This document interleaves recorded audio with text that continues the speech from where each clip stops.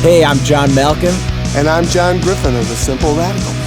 You are listening to Bands We Want to Open Up For. We are diving into the most rad bands of all time and asking if we could honor them by opening for them live. So we're good to go, man. This is our inaugural podcast, Bands We Want to Open Up For. There you go. Very apropos. We're the Simple Radicals. So I'm John Malkin. I'm the rhythm guitarist, lead vocalist, and on the line from Chi-Town, my city, my fellow radical, Johnny Griffin, lead guitarist extraordinaire. How are you, brother? I'm good, man. I'm good. Just sitting here listening to you guys. How's my fair city? Hot. Yeah, I'm in the Very hot. I'm in the East Coast at Factory Underground in Norwalk, Connecticut, where we mix and mastered our album New Revolution, doing this podcast. And I'm in my studio in Chicago. Fantastic, man. Well, yeah. We have a very special guest today, Mr. Eric Sherman. Eric, who I've known for, probably 20 years, 25 years, 25 maybe? Or 26 years. We worked at MTV together. That's how long we've known each other. And I don't know if anyone knows what MTV is these days. Well, that's when there was the M meant music. Now it stands for no more music. Mischief. Mischief. What happened? You know what? Well, you know the television business as well as I do. It's really just, when you have to get a rating, you need someone to watch for 15 minutes. That's right. Or what is it, 14 and a half or 12 and a half or whatever. It's whatever hits on Nielsen. Yeah, whatever hits on Nielsen. So it's a lot longer than, the 3 minutes and 52 seconds that the average song is, right. Unless it's like prog rock. And, they just had to, move on to something different. Look, it's a great brand. They keep evolving. And they've got an incredible leader now named Bob Backish, right. Who I've known forever. And I got him, I used to collect guitars. Signed guitars, and I got Bob started. I got a number of people started doing that. I have so many people's wives that hate me because I got their husbands started collecting guitars. But I gave... Which is why I haven't introduced you to my wife yet. Yeah, well, we don't know that she exists. That's right. No, she's virtual. Well, you know what? Whatever floats your boat, dude. The first guitar I got Bob was... years ago, we had this channel called VH1 Classic we can talk about. But, the group Cream? Oh, yeah, I've heard of them. Heard of them? Jack Bruce, Ginger Baker. Some guy named Eric. Some Clapton dude. And we had a bunch of advertisers for an event we were doing in London. And this thing I do called Rock and Roll Fantasy Camp, we can talk about that as well, because that's how I met Steven Tyler, really. And we made a donation to charity, and we got Jack Bruce to come to a lunch with bunch of the ad sales guys and their clients, and he was, he was signing everything. So I brought, just a bunch of, I didn't bring guitars. I just brought like pick guards from bass guitars, so I could just slap them on a bass guitar. And I gave one to Bob Backish, right, who is now the CEO of Viacom, and that started him collecting guitars. And from what I understand, they're all over his house. I don't know if he's still married, but if he is, his wife hates me. Well, he'd still be married if he collected pick guards instead of guitars.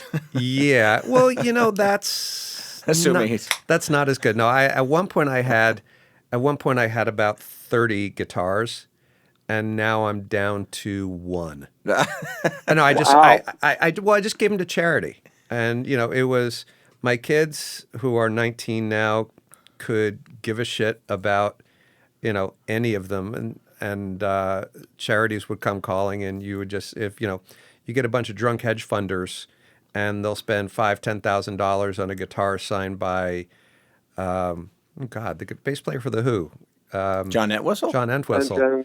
I had an Entwistle. I had Bill Wyman, John Paul Jones. I had basically the Rock and Roll Hall of Fame of bass guitars. Right. I just gave them all away because people. We raised a lot of money for St. Jude's Children's Hospital through the son of our current president's organization, who Eric Trump has an amazing. I mean, again, we're not going to talk about politics, but What? Yeah. No, Eric Trump has an amazing foundation that raises money for St. Jude's. So at one point I had, I think, 15 guitars left. Oh, my God. And I gave them all to Eric to auction off for St. Jude's. And Good for you, man. Very proud that That's quite noble of you. I didn't know you had that in you. Yeah, I came here at early in the morning, drove up from Westchester for abuse. That's exactly Right. what I expect. Too funny. Well, the reason Eric is here, aside from being with my good buddy, and just a little background, Eric and I worked together at MTV a few years ago. And John and I, when we formed the Simple Radicals and just launched our new album, New Revolution, not too long ago, which is out and about right now, our inaugural song, our debut single, was called Medicate. And Eric and I were having lunch in the city, in New York City, back in, I guess, November, December. It was around the holidays. And we were talking about the project. And Eric said, you should have one of my A-listers play on your album. I'm like, who are some of your A-listers? I know he managed some bands, some Poison, some Crew, and Living Colour. And he said, how about Vernon Reid? And so after my head stopped spinning, I was like, wait, like the Vernon Reid. So he connected us with Vernon and got a chance to text with him at first and then spoke to him on the phone, I was giddy. I was talking to Vernon Reid. And one of the nicest guys in the world. Holy Totally. smokes. Yeah. Oh, my God. Just humble. I mean, just an amazing guy. And he then, I told him about the song Medicate and what it was about the overindulgence, over-reliance of medication, drugs in our society. And he really liked that whole thing. And we were talking about Lane Staley and Scott Weiland. Weiland, who are friends of his who've succumbed to substance abuse and things like that. And then played lead guitar on the song, and it's out and about. And I haven't really updated you, Eric, on it, but it's literally all over the country on digital radio, on numerous stations right now. I've done some interviews. I got another one this afternoon, and it's starting to hit. People really want to talk to you? They do not. They want to hear about Vernon Reid. Okay.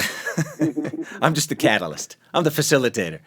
But now it's starting to hit terrestrial radio, and it'll go to college radio, and so the song's doing fantastic, and we have our video out right now. That's great. So Eric, I haven't seen the video yet. You're going to share it with me at some point? Oh my gosh. Yeah, we shot it here at Factory Underground Studios. Yeah, it's amazing. Did you integrate Vernon at all? Like pictures of Vernon? We did not. Okay. We did him justice. We took his lead guitar, we kept him out visually. But no, it's doing really well. I think it's up to close to 13 or 14,000 views right now on YouTube. So that's great. Yeah, it's doing well. For a bunch of old white guys from the suburbs, that's really good. Indeed. So anyway, we were talking about our podcast, and John and I wanted to do a podcast, and thinking about what we want to talk about, and the topic that came up, and actually was helped generated by our friends here at Factory Underground, by Mr. Evans sitting right next to me here in the studio, was bands we want to open up for, which is like completely apropos because John and I share a lot of the same interests. I think you and I share a lot of the same musical interests. We're very classic rock driven, and very embedded in the music back from the 70s and 80s, the classic rock sound, even to the 90s when grunge hit and all that. And we started talking about if we had an opportunity to wish, to pray, to ask, what are the bands that we would certainly love to open up for, and just the ones who completely influenced us. This would be a great podcast. And the first band, which is one of the reasons you're here, the inaugural band for our podcast that we want to open up for is Aerosmith.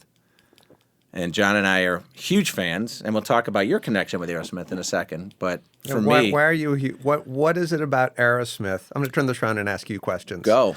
So you can't interview the interviewer. Yes, you can actually. Because this is a freeform thing. Is this a podcast? It's a podcast. So what is if you look at Aerosmith over time, right? You've got the Sony era, then you have the Geffen era. Okay. And Sony was Toys in the Attic, Sweet Emotion, Walk This Way. That was Sony. And then you had I call it the Alicia Silverstone era. Right. Where she was, in all those videos. Right. So which eras? Oh, come on. I love that era. That's the funny name for the era. What, the Alicia Silverstone era. Well, it is. I mean, she was in 2 or 3 different videos. Right. And it put her on the map. Right. And she actually doesn't even have an Alicia Silverstone era, which is awesome. I was running a cable channel called Fuse, And we had this daily show, and she came in as a guest one day, and I will just tell you, I had a huge crush. And She's kind of cute. Yeah. She was. I think she still is. I haven't seen her. She's in still. ages. You know what? I wouldn't run away from her. Okay. Given the option, but she came in, and Why would you be given that option? Anyways, what would make you run away from Alicia Silverstone? Because she's that attractive in person that you actually. Okay. I met her. She went in. Someone said, "Please meet the president of Fuse," and she was so beautiful, so nice. I mean, and you're just sitting there. Like, no one can be this perfect, Right. but she was. Wow. And that's why and that started with those Aerosmith videos, Right. and then went to Clueless and everything. Yeah. But so which era of Aerosmith really did it for you? Was it the the more pop or the like the blues based rock? Well, the what got me into the band was, if you're calling it the era, it was pre Alicia Silverstone era. Okay. It was Aerosmith rocks. When I heard Toys in the Attic, that just freaking I was so there, And then just following that band. I mean, what's amazing about that band, and there's very few that can make this claim. And John, you got to chime in, because I know you've seen them in concert as well. But it's just a band that just their history. Forget about the musicianship. Some of the most incredible musicians, in rock and roll, but just the perseverance. I mean, of this band, of how they formed. They created this incredible music, just never gave up. And then they went through some massive issues, breakups, accidents, more breakups, more accidents, substance abuse. What accidents? His automobile or his motorcycle accident. Who had a motorcycle? Did Steven have a motorcycle Yeah. accident? He was out for 2 months.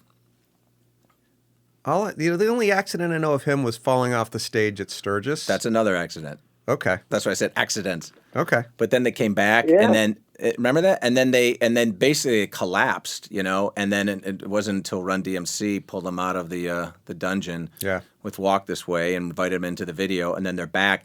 And a lot of bands that come back with they come back with some meek music, and dated and all that. These guys come back with Grammy-winning, the Alicia Silverstone era, and just crushed it. Well, And- there's nothing meek about any of the guys in that band. No, I'm not saying them. I'm just talking about a lot of bands that when they try and come back, the music just doesn't deliver. Right. It's like, oh, they're back, okay, but now they come back. They came back with a vengeance, and they continue to write some phenomenal songs. And they're touring to this day. They just opened. I should give them a plug.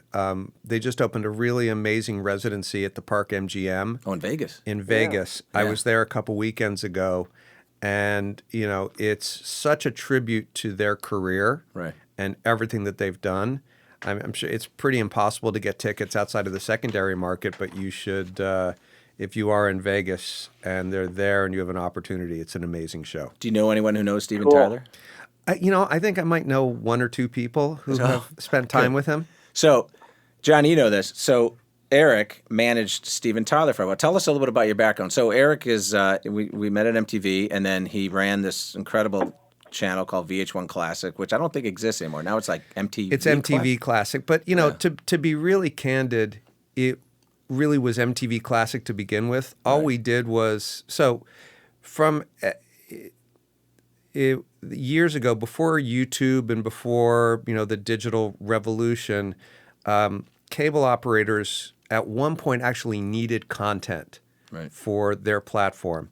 So they were taking, and again, I don't know, tell me if I'm getting too technical, but every channel used to be delivered in analog, and then they switched over to digital. So in the same space that it took to deliver one analog channel, you could now deliver 10 digital channels or 12 or whatever the compression rate was. You're speaking flux capacitor. Capacitor. But please go on. Yeah, no, but all of a sudden they needed more content. So they went to the companies like Viacom and Turner and everyone that was providing them content. So I was fortunate enough to be given the opportunity of starting up all the spin-off channels of MTV and VH1. So that was MTV2, VH1 Classic, MTV Espanol. MTV The Ocho. Yeah. Well, and we had some really good ideas. We also had some really bad ideas. Someone had the idea, and it wasn't me, and I won't say who it was, but thought that a smooth jazz channel would be really good. For the MTV generation. Yeah, well, it was VH1 smooth. Oh, okay. So it's basically Kenny G 24/7. Oh. Oh man. Oh. Well, were you at Viacom then? When did you ever have the privilege of selling VH1 smooth? VH1, no. Okay. But we did a country channel, which was a blast. And but yeah, so we started VH1 Classic, and there were so many people who were kind of aged out of MTV, aged out of VH1, Right. but they still remember the videos from that age with such emotional connection, Right. that it became. We didn't set out saying we want to be a critical hit, we want to do this. We said we have this mission to celebrate the music of the 60s, 70s, and 80s. Right. And we're going to do it with a straight face. If we're never going to make fun of anyone, as VH1 tended to do at the time. Right. We're just going to go and have fun with it and enjoy the music. And it resonated with this really large audience. So it worked. It worked. Yeah. Well, I remember from the MTV days, there was a conversation about, as the MTV generation started aging, the decision was made, do you stay with them as they age, or do you always stay true to the next generation? So MTV decided to stay young, hence the invention of VH1, which was to graduate these MTVers into a VH1. Is that... Yeah. But even VH1 started as more of a, who was, the first set of VJs were kind of nostalgia acts. Right. And then a guy named John Sykes came in to run VH1 and said, no, just because you are aged out of MTV doesn't mean you want everything old. You want to be current. You want to be cool. You want to understand what's happening today. Right. So that kind of led to the creation of VH1 Classic, where, look, this company, Viacom, has raised a lot of these artists or partnered with them. And even though MTV or VH1 might not be the most appropriate home for them, let's create something that we can still work with them. Right. In a way that we can still work with them. And it was VH1 Classic. Got it.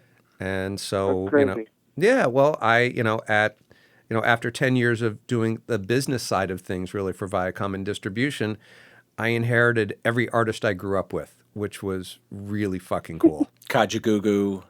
Aha. No. So that's a cool story. So you eventually became Steven Tyler's manager. You got to take us through that, because I think you gave us a little preamble of how you might have met these guys and all that. But talk us through your relationship with Steven Tyler from Aerosmith, which I'm greatly jealous of. I'm sure I met him 1,000 times when I was at Viacom. He would come in, do stuff at our studios, but I really met him through something called Rock and Roll Fantasy Camp. Okay. So I had left VH1 Classic and gone on to Fuse, but there's this, everyone knows, the baseball fantasy camps where you get to play with the 69 Mets, or you get to play with your favorite Yankees. Mm. There's this amazing concept called Rock and Roll Fantasy Camp. And please go to rockcamp.com, because I've heard of it. The CEO of the company will beat me mercilessly if I didn't say that. Okay. And it's this really amazing opportunity where you get the chance to, as a amateur musician, get to jam with your idols, whether you suck or not. Yeah, and they're people whose aptitude for playing is all over the place. Right. But Roger Daltrey, Joe Perry, Steven Tyler, Vince Neil, Sammy Hagar, you name it, they would come in. And, in the same way that at a baseball fantasy camp you would form a team and play against the Mets, with this you would come in and you would form a band, and you'd work up, if it was Steven Tyler, you'd work up an Aerosmith song, and Steven would come in and, give a talk and then jam with everybody. And he'd sing the tune that we guys are playing? Yeah, he'd sing the tune. Wow. And it was Cool. It was amazing. So he was there that first time, and we just kind of hit it off. And he was, as happens with a lot of bands, I wouldn't say he was struggling with Aerosmith, but he wanted to build his own unique identity. Right. And I think he had seen what I did with taking VH1 and MTV and building them as brands. I certainly wasn't going to make him a better rock star, No one could do that. I mean, he's an American icon and treasure. But he wanted to, what he called, build brand Tyler. So he saw that I had done that. And I had left, I was at Fuse, and I had left, and I had joined a company called 10th Street Entertainment. Our biggest client was Motley Crue. We also had Blondie and Buck Cherry, and a number of bands. Poison? No, Poison came much later. Okay. But we had, I was able to arrange a meeting, and these were, I don't know, I mean, with meetings with Steven can go on for days. So it was me. It's like a game of euchre. I don't know. I was going to say cricket, but I don't know what euchre is. Is that a Midwest thing? It's a Midwest thing. Okay. It's a card game that goes on for days. Okay. So no, we just, we ended up hanging out with him for a few days, and, he wanted to do things outside of Aerosmith.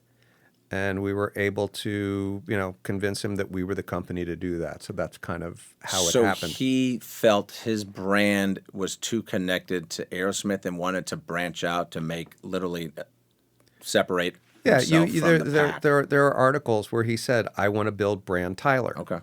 And, he had goals as an individual that couldn't necessarily be met through Aerosmith, Right. which is not unusual for a lead singer. Okay. How did the band take that? Did they care? Because Of course. obviously they had a relationship that's gone back. I mean, they're brothers till the day they die. But Of course they cared. And they were Worried, right? They were apprehensive about it.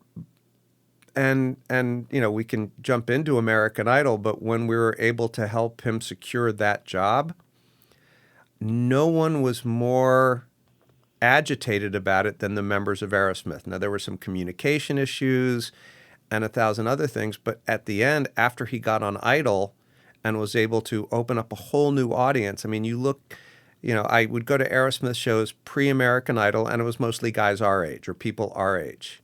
21, 22. Yeah. Yes. Thank God this isn't video. Then he would go on American Idol, and it opened up. There were kids there with their parents. Right.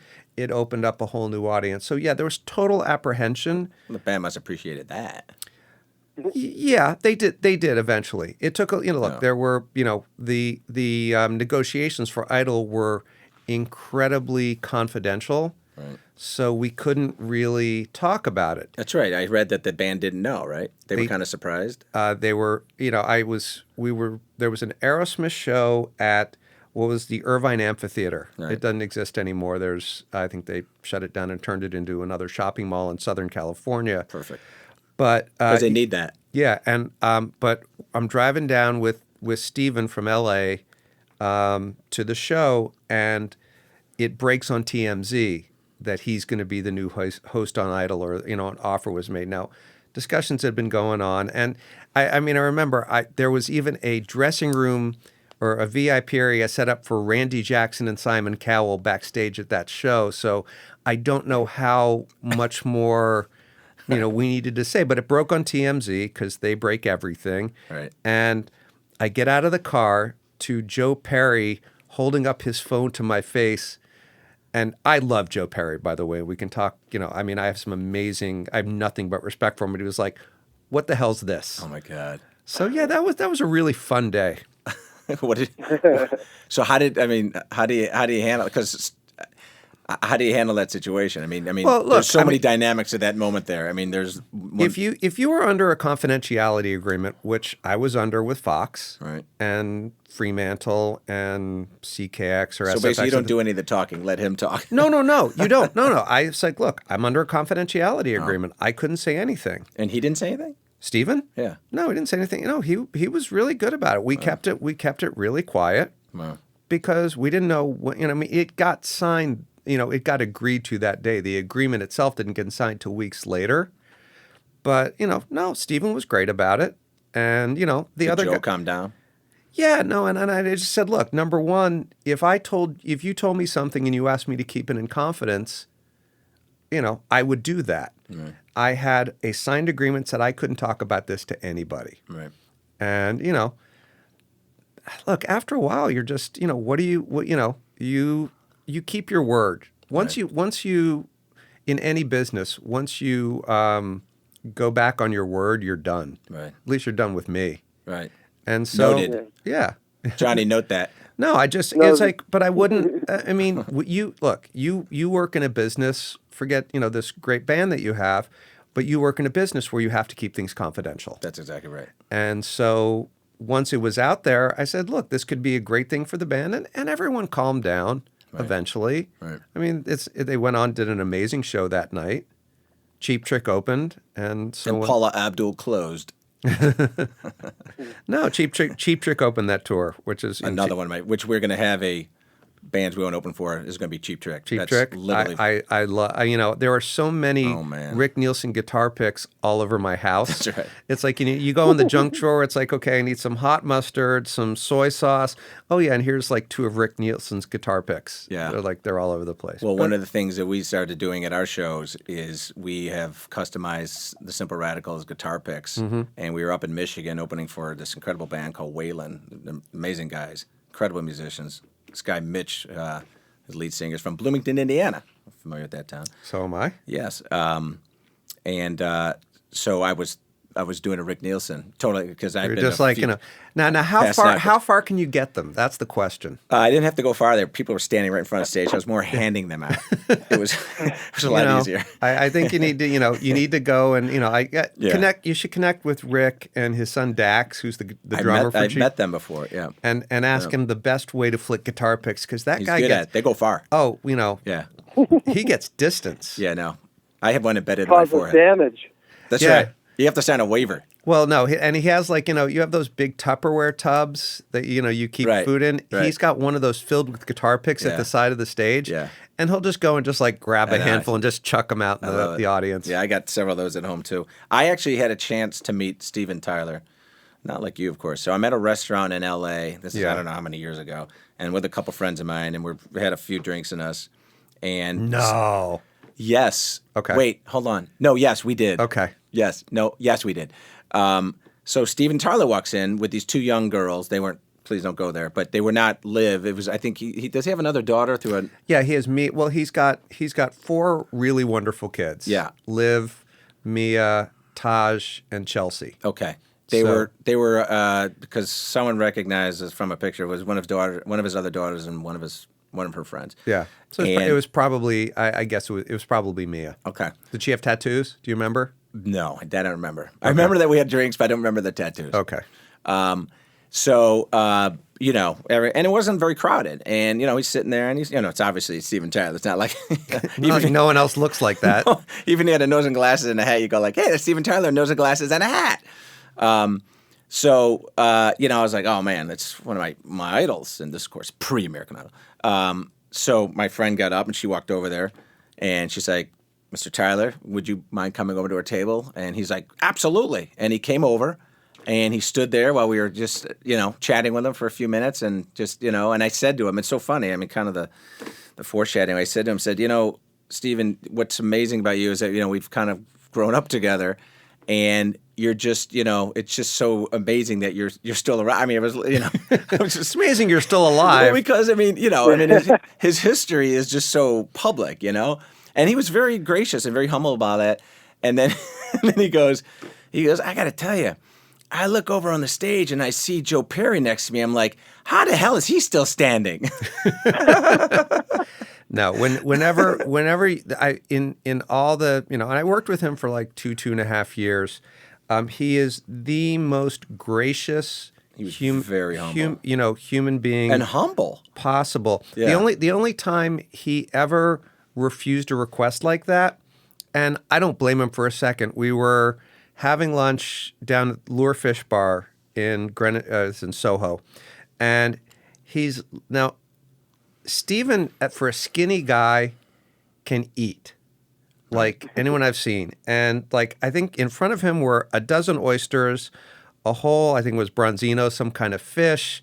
If you ever want to have a really, the New York version of the In-N-Out burger, you go to Lure and get the Lure burger. Mm-hmm. And Steven, he literally had food in his mouth.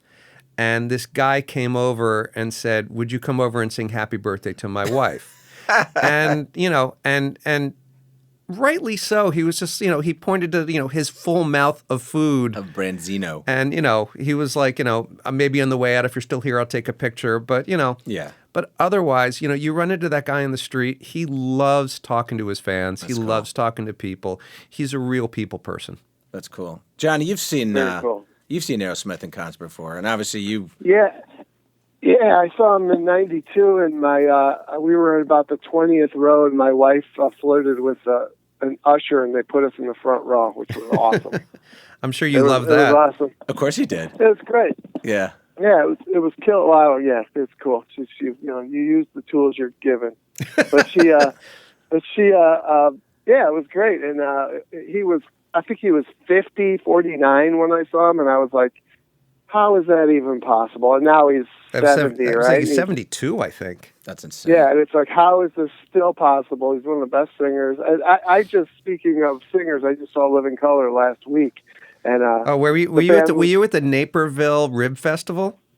Yeah. Okay. Yeah, and I said hi to Vernon. We texted a little bit, and then, but I'm watching Billy Idol getting ready to come out, and Billy Idol's fine, but I'm like, man, I wouldn't want to follow Corey Glover or Steven Tyler, for that matter. Yeah. But it'd be the worst. Well, with both Corey and all the guys in both those bands, they take. I'm not saying that Billy Idol doesn't do this, but they take such care in every aspect of their performance. I mean, Corey, with Steven again, the outfits, the scarves on the microphone. Corey, he just makes sure that everything is perfect, as does everyone in both of those bands. But they're so obsessed with the little things, which is what makes their performances even that much better. What's so amazing, again, just thinking back, what's so amazing about that band, if you think about it, I mean, it's a band that, Steven Tyler was actually a drummer, right? And then he eventually met these guys and said, I want to front the band, and then came out in front as the lead singer. But, I mean, if you think about just, and I hate to compare bands like that to anybody else, but as a band that came out with some phenomenal albums in the 70s, came out with some incredible albums in the 90s, came out with some incredible albums in 2000, all that, there really is no one like that. I mean, the Stones obviously, but all that. But they're going around. They've come out with some great albums over the years and all that. But the longevity and just the power of those albums, and that music. It's not like, and it's bizarre. It's not like as they aged, and when you think about this in other artists, I mean, as they aged. Like I love the band like REO. I grew up with these guys and all that, and Styx and all that.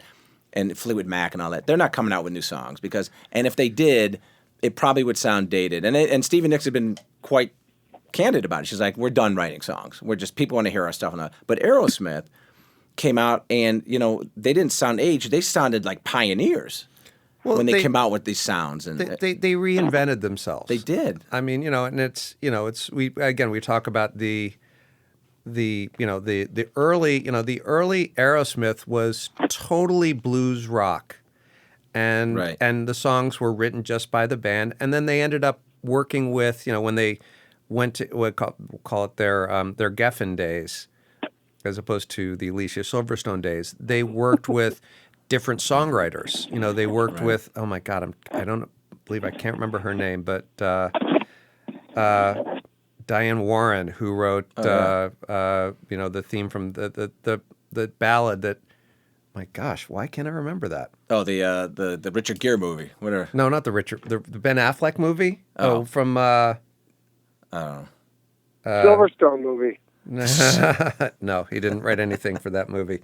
But worked with people. Mark Hudson. You don't remember watching the Hudson Brothers? Yeah, I remember that show. Yeah, so Mark Hudson is a brilliant songwriter, and he wrote some of the great songs. He worked with, they worked with a lot of great songwriters in that second phase just to open up their sound.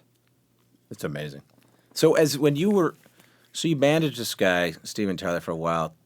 What exactly, there's so many questions on that, but what exactly did you, as you're building his brand and all that, and you were looking for opportunities and all that, but then you became, as you and I have talked over the years, you really became close personal friends with him. Well, the business plan itself, sometimes as a manager, I try to put it to give an idea of what a manager does to my friends who have no idea. Right. Just because they're, I live on a street where you've got Wall Street lawyer, corporate lawyer, finance guy, and they have no idea. They think that I'm doing something crazy.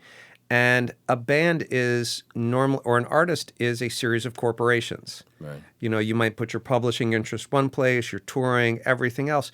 And so you're charged with running and building those corporations for them. Right. And maximizing revenue and doing everything from a business perspective. And you work with a lawyer who would be the corporate equivalent of a general counsel, a business manager who is who's the CFO.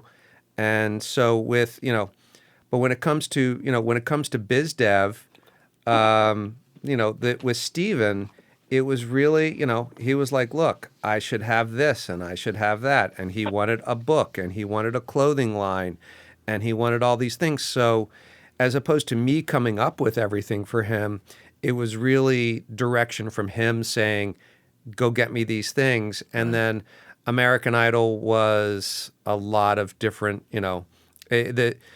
the first conversation I had with him, there's a really amazing festival in the UK called the Download Festival. Yeah, I've heard that. And, not that I didn't appreciate Steven as a lead singer before, but there was 100,000 people there. And he walked out on stage and without hesitation controlled 100,000 people in the palm of his hand. Yeah.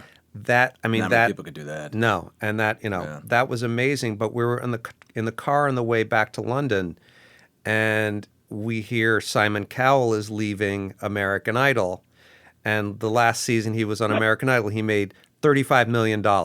Simon Cowell. Simon Cowell. Okay. And Stephen was like, "Go get me that job." and look, there were a lot of things. We had connections that I was still at 10th Street at the time. We had connections into SFX, which is one of the owners. Stephen was writing songs with Cara DiaGuardia, who was one of the judges at the time. He knew Randy Jackson. So there were a lot of things that, that just kind of came together. Right. And then he went on the show the first season and just blew everyone away. Yeah. And I've lectured at colleges and universities about marketing and branding and entertainment. And, when I started working with Steven, if you were to Google him or go on YouTube or do something, the first video you would see was him wasted, falling off the stage at Sturgis. That's right. And having to cancel a tour. Right. Forward 2 years later, the first thing you pick up is him being the most amazing human being possible on American Idol and being on the cover of Rolling Stone under the headline, America's Sweetheart. Right. That's a brand transition like I've never seen. Yeah. And I was a part of that, but it really is a credit to him. So talk a little bit about his substance abuse and how you might have experienced it and had to possibly, so during the time you were with him, did he go through any relapse periods when you were? I'll talk about this, but I will say I'm not only talking about things he's also talked about publicly because which is fine. The key to all this is, AA, one of the A's is anonymous. Right. But he is very open about his issues. Right. When we first were working together, and he writes about this in his book, he was snorting Lunesta every day. What they advertise on television? Yes, the sleeping drug. He would disappear into the bathroom with a little black bag and come out. And again, he writes about this, so I'm not telling stories out of school. And I give him all the credit in the world. He said, look, you know what? We started talking about Idol and everything, and he realized he needed to clean up. So, working with everyone around him, he went into Betty Ford, stayed there for 90 days, I think. And, when someone's in that position, you just kind of let them go through their course of treatment. Right. But every once in a while, I would get a phone call from TMZ or something like, Steven's at the Home Depot in Palm Springs, and he snorting grabbed drill bits. No, it's not. He grabbed the microphone and started singing to everyone in the, you sit there and it's like, you tell my parents, it's like, yes, you put me through college, so this is what I can deal with. I can't imagine what it sounds like when he's singing There's a Spill in Aisle 6. Yeah. No, I think, he would like sing Pink or whatever. And, Oh, okay. But he takes his recovery very seriously, and he's incredibly generous to other people who Right. are in recovery. And, one of the things we did together is I would go to an AA meeting with him every day when we were on the road. Mm-hmm. And there are so many times, like at the end of the meeting, he would make sure that anyone who wanted to talk to him, who wanted a minute, he would make sure everyone had that time. He was incredibly, and from what I understand, still is incredibly dedicated to his recovery, helping other people. And there's a story to me that exemplifies Stephen in recovery. We were in Caracas, Venezuela, when you could actually still go there and get out with your life. But they were doing a concert, and he was trying to find an AA meeting. And so, the hotel, I think, or someone found it for us. And it was literally in the old town jail in the center of Caracas. Perfect. And, the people were, sit there, and all of a sudden, Steven Tyler walks in. Right. And they recognize him. Of course they recognize him. He's playing a concert the next night. And he ends up, you see people, like, you're not supposed to take your phone out. You're supposed to focus on listening to other people, listening to their experience, strength, and hope. And, all of a sudden the meeting just got more crowded and more crowded and more crowded. We had security with us or whatever. But, and we get out and there's a crowd at down in the town square, and he talks to everybody. And I asked him later, did that upset you that people were violating the first tenet of AA? And he said, if my being there and other people coming kept someone from drinking or using that day, it's fine with me. It's amazing. Yeah. Seriously. Wow. It's really bizarre. I mean, and I just go back to that 8 minutes I spent standing, he was so humble, and almost, not only just what in his words, but just his body actions and just his humility, and as if to say that he was so thankful for still being there, but not just for like, oh, I'm so thankful I got through this stage and all that, but just so appreciative of everything everything that's happened to him and all that, from the fan perspective and all that. He's just, I don't know if where does that come from? Do you have an idea? He had two amazing parents. I never knew his mom, but I heard a lot of stories, and I did get to spend some time with his dad before he passed away. And, he comes from very, very modest beginnings. Right. He's from New York. Yeah. He was born in Manhattan. Right. Raised in Yonkers. Right. Everyone thinks he's from Boston. He's not. Yeah. Went to Roosevelt High School. Right. In Yonkers. And, he's a very, when it comes to fixing stuff around the house, he loves to get his hands dirty. He's not... Right. He's a rock star, but he's not, in so many ways, not a prima donna rock star. He's like, He's a guy's guy. Yeah. He loves to ride motorcycles. Yeah. He builds for motorcycles. Doesn't shoot guns. Build his own motorcycles or something? No. No. Okay. Or at least he may have in the past. All right. He's got, loves to go out and, he's a big gun collector. It was, years after I stopped working with him, I was working for a company that was based in India and had a lot of Nepalese people. Mm-hmm. And I had done something nice for someone, and they had to go home to Nepal, and I upgraded their flight, or I did something, and they brought home a cooker, there's the cooker guards in Nepal, and they have their knives, and she brought me back a knife, and Stephen collects knives. He was doing the Jimmy Fallon show that night, and I'm just like, I called him and I said, I've got this. He's like, get over here right now. I mean, so here's a guy, it's like guns, knives, motorcycles, cars. He's like, he's just a normal, guy's guy. I love it. What is, tell us something about Steven Tyler that we may not know that you won't get Steven Tyler calling you up and going, "You asshole." Like you Well, and I. he would do that anyway. Okay, so for example, I had some surgery on my foot Yeah. a while back ago, and you said, "Check this out," and you Googled or you showed me a picture of Steven Tyler. Yeah, but he talks. Feet. See, the thing about Steven for the most part is he's an open book. Right.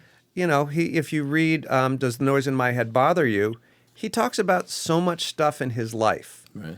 He is, he really, he doesn't hide anything. Yeah, his feet are messed up, and he'll talk about that. Right. I mean, truly, the ugliest feet on the planet, and he'll just joke about it because he was doing drugs and dancing and damaged his feet. Right. And he'll talk about that. Right. There was very little that I ever had to worry about saying to him. Right. He is. That's cool. Yeah, he's an amazing father. Yeah. He really, if you ever watch him on television, at some point, I don't think I ever saw a performance where he didn't whisper hello to all 4 of his kids. It's pretty cool. He's, Super cool. he's. But did he throw them guitar picks? He doesn't play guitar, dude. It's okay. It's okay. Yeah. Anyone's guitar. Did he throw him Rick Nielsen's guitar? Yeah, he probably threw him. No, he's. Look, is he? Well, you could say he's complicated, but we're all complicated in some way. And he is, he's a national treasure. He is a, if you have to list the quintessential American rock band, Aerosmith is going to be at the top of your list. No doubt. That's why we're talking about I him. That's agree. why they're our inaugural band. I agree. And one thing that Living Colour and Aerosmith both had in common for me is if you break it down, they're both really funky bands. And I'm a big Motown guy, and it was like, yeah, easy transition. Right. Right. Because Aerosmith is a funky band. Yeah, they are both, both Aerosmith and Living Colour, they're, Living Colour, being part of the Black Rock Coalition, but mixing, if you listen to the first couple Living Colour records, you've got Chuck D, you've got, oh my God, who sang Good Golly Miss Molly? What's his name? Little Richard. Richard. You had so many people, and, with Aerosmith, their real renaissance, as you said earlier, started with Run DMC. Right. And, I've seen, Darren McDaniels is always at Aerosmith shows and, comes out and jams with them. And, they're both those bands respect all different forms of music. They don't sit there and say, this is all I want to do. I'm just, I'm a one-trick pony. Right. There's so Joe Perry, who you've also... Obviously, you've had some interaction with Joe and all that, but he seems like an incredibly bright dude. He is. I mean, I think if you go through any airport in America these days, you see him on the you see him on the Science that's right. poster. Yeah. I remember the day I had to get Steven to sign his American Idol agreement, and it wasn't one of those things where I could just fax it to him, sign it, fax it back. I needed to get a live signature. Right. For whatever reason. So I get on a plane from New York, go to Houston. And sometimes, getting a rock star to pay attention to anything, not the easiest thing in the world. So, I stay for the show. I said, okay, maybe after the show I can get him. He's like, no, just get on the plane. They had a private plane going to the next show in South Florida. And I'm just like, great. When we get on the plane, we'll talk about it. And the first thing Steven does, goes to sleep. So I'm like, okay. And so you're snorting Lumest or whatever's going on. No, he was clean by this point. But he just entertained 20,000 people. Right. So I'm sitting there. I had this book. It was a novel, and I forget who wrote it. I wish I could plug it. Dr. Seuss. Yeah, thank you very much. It was a novel based on Napoleon's Lost Treasure. Oh. And I was sitting across from Joe in the airplane, and he looked at the book. And he is a history buff. Okay. Very, very bright, well-read man. And we talked about Napoleon and, his history and treasure from basically, leaving the Texas airspace over the Gulf of Mexico till we hit Florida. And, he is, obviously a musical genius and, the half of the best rock duo in American rock history, but just a bright, bright man, and like who is well read. Seems like it. And you know what else I love about the band is they became, I don't know if this was kicked off from when Janie's Got a Gun, but they became very causal. I mean, the whole Janie's Foundation, and I know it's raised millions of dollars for abused girls and women. That started after I left working with Stephen. Okay. But the one thing, there were a couple things. One is, I forget the name of the doctor, but, Stephen has had vocal issues over the years. Right. And so working to restore people's voices and working with doctors to do that. And then right after, his dad passed away during, I forget, it was either the end of the first season or the beginning of the second season of American Idol that he worked on. And, the guy named Peter Rice, who's now the big, I don't know what the big cheese at ABC Disney, but was running Fox at the time, called me and said, what could we do for Stephen? Now, Stephen's father was a classically trained pianist. He was a music teacher, I think, wasn't he? Like a high school music teacher? Yeah, he was a music teacher, and he was trained at Juilliard.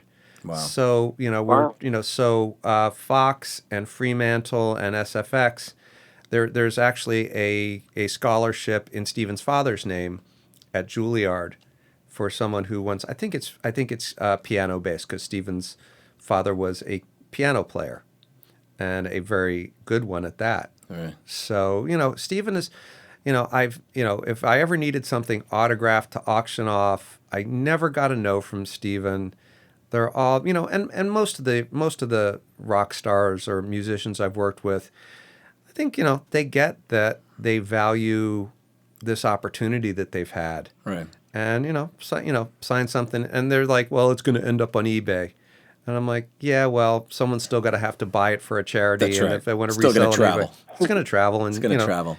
Do whatever, do whatever you want. Bands like Aerosmith, aside from musically, on both John and I, for our, for the Simple Radicals, but we kind of approached our music in kind of the same vein as, in the the retro 70s, 80s Aerosmith Cheap Trick sound, but then we wanted to stay, get that retro music sound, but stay very topical and not go retro with the lyrics, not to discount any lyrics, and they're some of the most phenomenal lyrics, written at that time and all that, but try and keep. So from an audio perspective, you were like, let's keep it retro, but from a lyrical perspective, you were, I'm going to be topical, timely. So, our album New Revolution is about, what's going on today, is that there literally is, it's kind of a bloodless, at least in our country, there's revolutions all over the world right now, but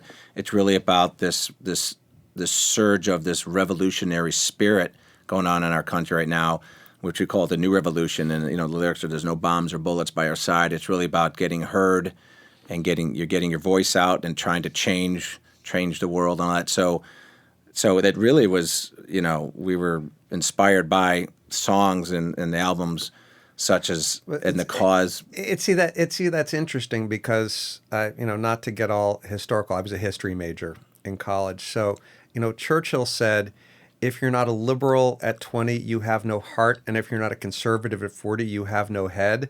It seems like you've gone back to your, liberal roots, in talking about what you talk about in your songs. Yeah, it's not so much political. We're not trying to go red or blue. It's just really trying to make a statement. Like we have a song called "The Optimist," which is really about, trying to maintain optimism. With all the shit that's going on, is just trying to maintain optimism. That if you want to be a king and control your own destiny, if you want to better yourself, you have basically your entire life to do it. You've got the rest of your life to get it right. So we're, songs like New Revolution and Medicate, which was, a song was, really about just a statement about society, about just the overdependence and overindulgence on just medication. Not just people who've, succumbed to it, but just in general, from the kids. Everything, the opiate crisis. Everything is a pill. Everything's a pill or some type of medication. And it's and the lyrics reflect not just the shit that's going wrong, but also there can be shit that's going right that you're still Matt Cade and all. So we really made an effort to just kind of speak from the heart and be very topical about it, which is. Now you opened for what, Blue Oyster Cult? We did not. We ended up going. We were going to. We did not quit. We were going to open for them. We got asked to go down and play a fest with Blue Oyster Cult, but we ended up getting called to go play with a band, open up for this great band called Wayland up in Michigan. And we were also very fortunate. We were asked to go play a fest with Stone Temple Pilots. Right. And we couldn't do it. We couldn't fit it into our schedule, which because you're a busy man. And we're busy guys, right? And who are they? And by the way, that new lineup with Stone Temple Pilots, buddies of mine, Jordan Burleon and oh God, the other manager is going to kick my ass. But they've really put a good band back together. Yeah. The guy who's now lead singer I think he won one of those contests like Tommy Lee's Rockstar contest on CBS. Amazing lead singer. Yeah. They really have the spirit of the band. Well, the guys from Stone Temple Pilots, with Steven, when he's not playing with Aerosmith, I've had to put some interesting pickup bands together. Right. And one of the bands, if you look at season 10, American Idol, the last show, when he did Dream On, the bass and guitar player were the DeLeo brothers from Stone Temple Pilots. Oh, yeah. Oh, cool. So that was good. And the other pickup band, if you ever... you have the iHeart Radio Festival that they do in Vegas every year. Yeah. And Steven I wouldn't say he wasn't on the outs with Aerosmith, but Aerosmith wasn't in cycle, but they wanted him to do something anyway. So he had to put this pickup band together. And Steven got this guy, what was his name? Jeff Beck, to play guitar. I've heard of him. John, you know that guy, right? He's one of my favorites of all time. And and then we were just looking. We needed a bass player, so we had Tel Wickenfeld, who is this woman. Oh, yeah, awesome. Who played with Jeff Beck, of course. Yeah, who's amazing. But playing with him she was like 15 years old. Yeah, I saw though that this guy named Gordon was playing also on the show. Gordon is also known as Sting. Gordon Sumner. Yeah, I've heard of him. You've heard of him. So it's like the pickup band. It's like between Steven and I, we had Sting, Jeff Beck, and Steven Tyler in a band. That's talk about fantasy rock and roll camp. Yeah, you look at that, and that's pretty cool. I want to go to a camp where you have rock stars have their fantasy rock and roll, and you're watching them like, okay, I want to put together this band. Well, you're sitting there at rehearsals, and you realize that you put this. You had I didn't do it all myself. You had a hand in putting together a band that has Steven Tyler, Jeff Beck, and Sting. Yeah, and I texted a friend that said, if I ever complain about my job ever again, you can punch me. So there's a story that back in 2007, when Zeppelin reunited briefly at the O2 Arena back in England, and they obviously didn't have Bonham, but they had Plant Jones. Well, no, they had Jason Bonham. Well, yes, they did have a Bonham. Yeah. They didn't have the Bonham, but they had his son. That would have been a miracle. That would have been a miracle. But in today's day, you never know. And of course, you would have gotten the what are the hologram Bonham? The Weekend of Bernie's Bonham. There you go. You've got all these holograms. It's like the Hendrix hologram holograms. Don't even go there. Okay, I know there's mixed emotions about that, but that's just not going to work for me. All right. I mean, like you said, put a substitute singer in. I can't. Anyways, so there's a story that after that concert, that Page and Jones wanted to go on tour, and Plant wanted nothing to do with it. And he's like, I'm out.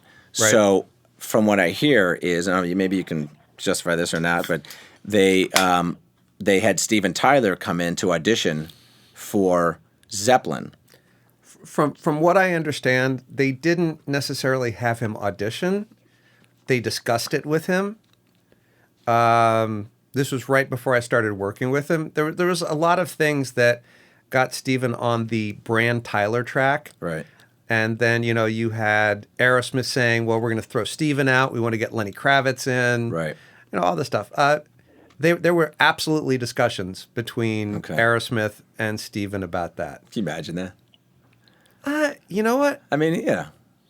I don't know. I can't imagine that they'd want to have an audition with him. His body of work is pretty good audition. I think asking Steven Tyler to audition for anything, right, as nice as Steven is, right, would piss him off to no end. Probably. You know what? No He doubt. doesn't have to audition for the Simple Radicals. He's in. He's in. He's in. You're gonna let him. You'll let him sit in for a song. I think we'll let him sit in for an album or two. So, all right. So, if you had the opportunity to go back and work with Aerosmith, very basic question for you. Very easy.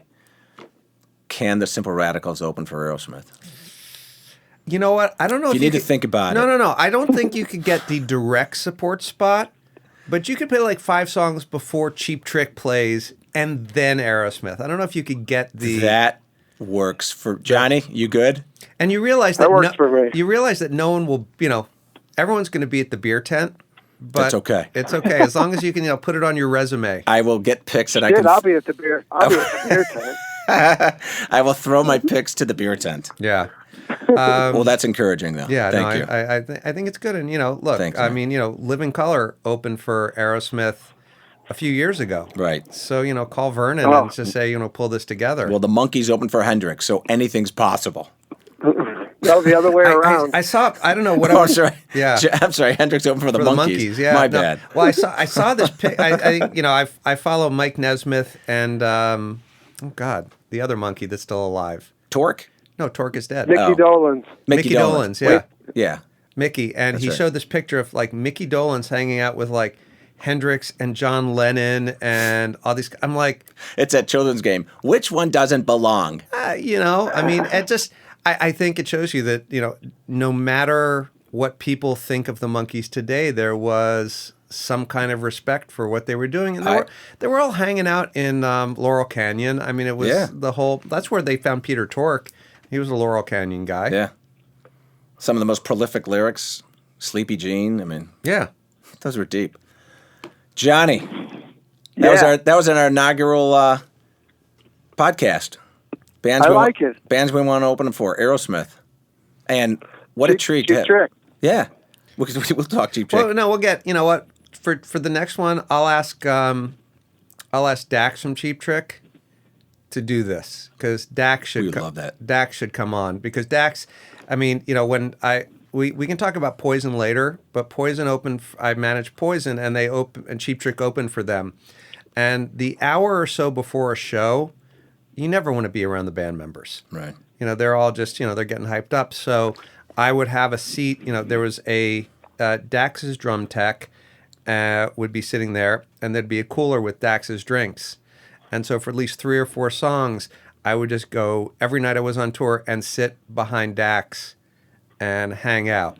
Nice. And all the guys in Cheap Trick are great guys. Well, but we're going to have a podcast talking about Cheap Trick. And a Chicago band which how I'm much I sorry, love them. Rockford, dude. That's No. I think they would correct you. I know. And I've met them several times, some of the nicest guys, and we will talk about them. Eric, I can't thank you enough, man. It's all good, dude. It's always good to see you. Johnny, Hey, good talking to you, Eric. keep Chicago right for me, man. I'll be there in a couple Yeah, I know. weeks. Next time I'm there, I need to go to Portillo's for a hot dog, dude.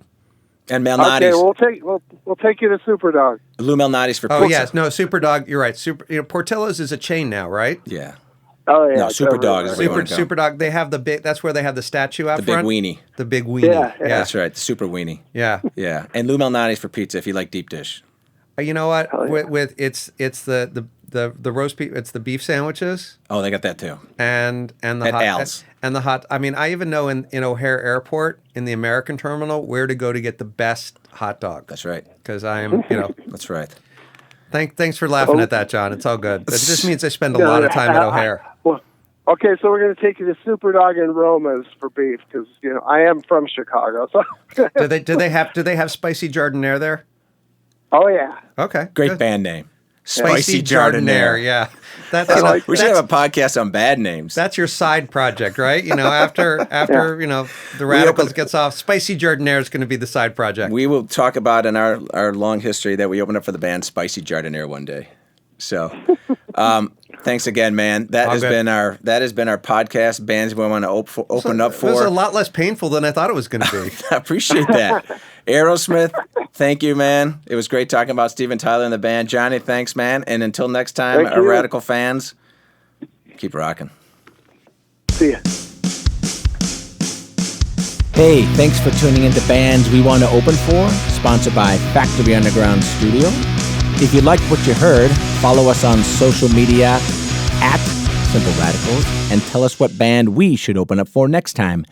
Tune in next week.